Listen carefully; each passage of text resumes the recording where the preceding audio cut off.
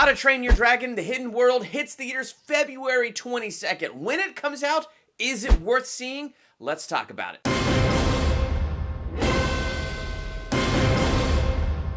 Welcome to Durbania. I'm Durbin, and this is my spoiler-free review for How to Train Your Dragon: The Hidden World. So the big question when this movie hits the big screen on February 22nd, is it worth seeing? My answer is yes, it is definitely worth seeing, and I'm giving this movie an A-. I'm giving it an A- because really, I was entertained from the very beginning of this movie all the way to the very end. I enjoyed it thoroughly. It was...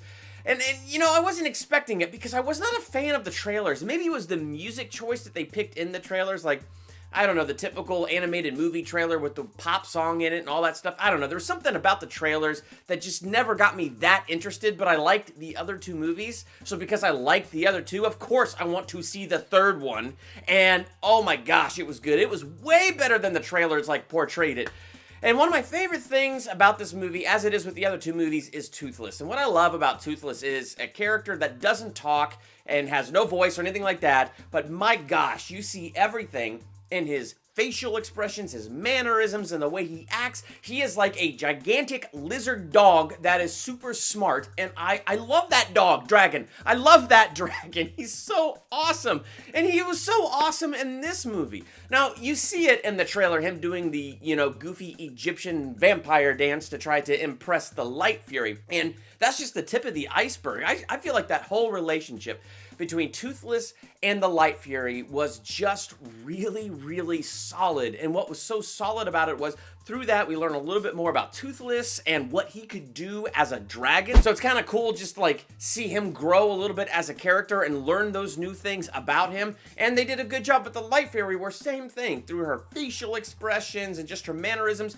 you can tell what she's thinking and stuff. So they did a really good job bringing those two together and having a lot of fun with it. Now, something about all of these How to Train Your Dragon movies is Hiccup and Toothless, their whole character arcs in each movie just parallel each other. So it's the same thing in this one. Yes, we already have Astrid, and yes, Hiccup has already met Astrid, and they've already kind of had their arc of falling in love, but you know, it just has a new dimension in this movie, and it follows parallel what's going on again with Toothless and the Light Fury. So they do a really good job with that, kind of building upon that. One thing I wish we got some more Valka. I don't feel like we got enough Valka. We got introduced to her in the second one, Hiccup's mom, and she was such a cool character. I really do wish I got like a little bit more of her character. I get why like we didn't dive deeper into her character or show more of her because of just the story and the content of this film and the direction they were going. So it's fine. It works fine for this movie. It's just me personally, I really did like that character.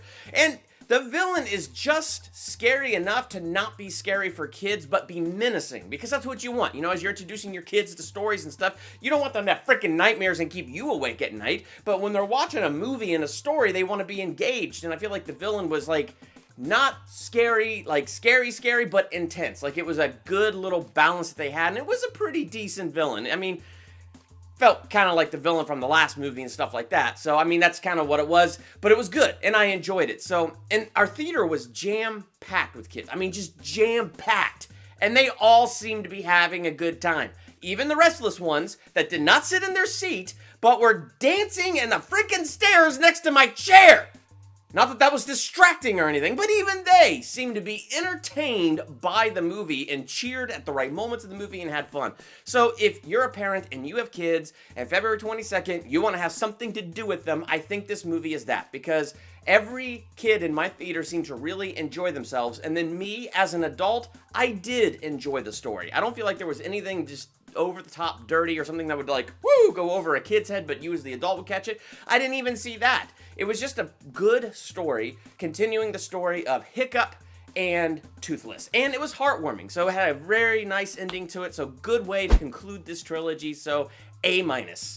Are you looking forward to this movie? Let's talk about that in the comments. And while you're there, hit the subscribe button to become a Durbanian and hit the bell by the subscribe button so you're notified for my next movie review, ranking video, theological analysis, recap video, or trailer reaction, or anything else I do here. I'm Durbin. Thanks for checking out Durbania.